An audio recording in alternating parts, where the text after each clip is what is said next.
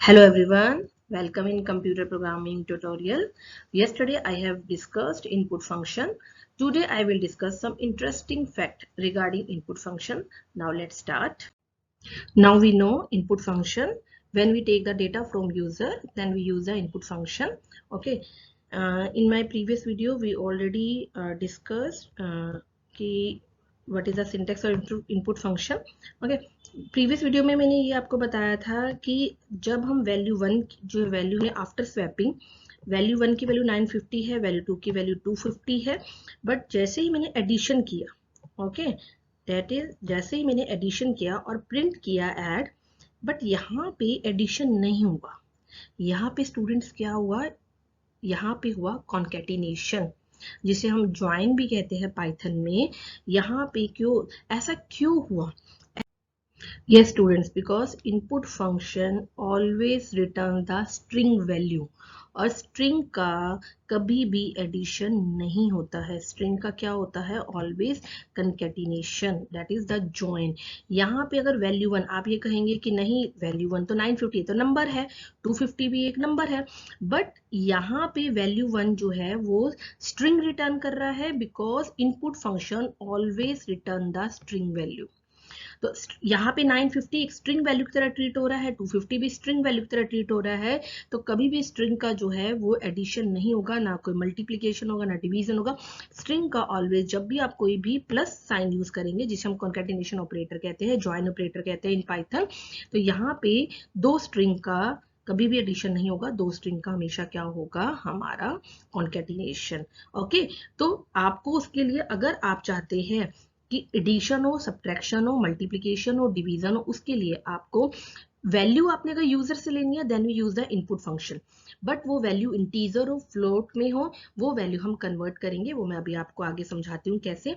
उससे पहले अगर हम नई विंडो पे हमें कोड पे बनाना है तो मैंने आपको अपनी पहली वीडियो पे भी बताया था कि हम प्लस कोड साइन पे क्लिक करेंगे, ठीक है, हम इस पे क्लिक करेंगे, नहीं तो हम यहाँ पे जो हमारा ये कोड साइन है हम इस पे क्लिक करेंगे, तो आपकी इस तरह की जो है विंडो ओपन हो जाएगी।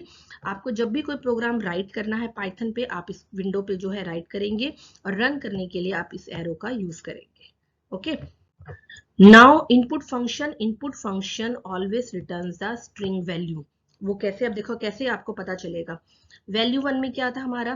950, that is a number, but जैसे ही मैं यहाँ पे आपको किसी का भी अगर डेटा टाइप पता करना है कि वो लिस्ट है, डिक्शनरी है, ट्यूपल है, आपको यहाँ पे टाइप करके जो है इस वेरिएबल को पास कर दिया मैंने वैल्यू 1 में। देखिए अब क्या क्लास निकल के आ रही है? क्लास निकल के आ रही है स्ट्रिंग, ठीक है, दैट्स वाई स्ट्रिंग का आपका हमेशा कॉन्केटिनेशन होगा, आप स्ट्रिंग वैल्यू का कभी भी एडिशन नहीं होगा। ओके, तो इस तरह से नेक्स्ट देखते हैं। नेक्स्ट में हमने देखा कि अब देखिए स्टूडेंट्स मैंने क्या किया, ये तो मैंने आपको करके दिखा दिया कि पहले वैल्यू 1 की वैल्यू जो है वो स्ट्रिंग आ रही है।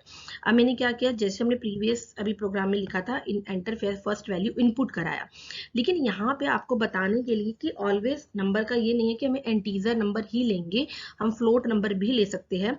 तो मैंने दो नंबर लिए हैं, एक को मैंने इंटीजर में कन्वर्ट करने के लिए INT लिखा है और फ्लोट वैल्यू को कन्वर्ट करने के लिए FLOAT लिखा है। इंटीजर मतलब जिसमें डेसिमल्स नहीं होता, 41, 42, 1 to 100 नंबर, जो भी आपके नेचुरल्स नंबर्स।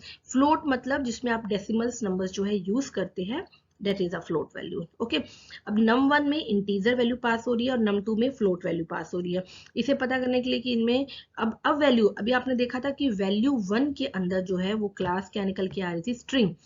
अब यहाँ पे मैंने num1 लिया, num2 लिया, इस पे मत कंफ्यूज होना स्टूडेंट्स की यहाँ num1 है वह वैल्यू 1 है, ये सिर्फ नेम है, वेरिएबल के नेम है, आप यहाँ पे कुछ भी राइट कर सकते हो, बट उसके रूल है कि always start from the alphabets और अंडरस्कोर, आप डिजिट से स्टार्ट वेरिएबल नहीं कर सकते हैं।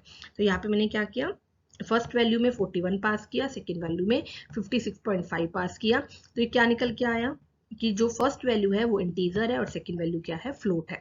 ये तो था कि आपको डेटा टाइप निकालना है कि किस टाइप का है, तो हम इस तरह से टाइप यूज करके ब्रैकेट में वेरिएबल का नाम पास करके हम ये प्रिंट करवा सकते हैं कि डेटा टाइप किस टाइप का है। ओके, नाउ अब हम इसी का अब करते हैं एडिशन। ओके, नाउ नेक्स्ट अब मैंने क्या किया है कि ऐड नाम का फंक्शन लिया है और num1 plus num2 then print answer is, ये आपका जब भी आप डबल कोट्स या सिंगल कोट्स यूज करेंगे, जब भी आप डबल कोट्स या सिंगल कोट्स यूज करेंगे, दैट मीन्स वो मैसेज के लिए स्ट्रिंग में हमने मैसेज पास किया है और ऐड किया है, यहाँ पे एक वेरिएबल है, तो आंसर क्या आ गया 97.5। ओके 97.5 कैसे आपका 97.5 इस तरह से कि फर्स्ट वैल्यू है 41 और सेकंड वैल्यू है 56.5। एक वैल्यू मैंने इंटीजर में कन्वर्ट करवाई थी और एक वैल्यू मैंने फ्लोट में कन्वर्ट करवाई थी। अब देखिए यहाँ पे अब आपका एडिशन हुआ है।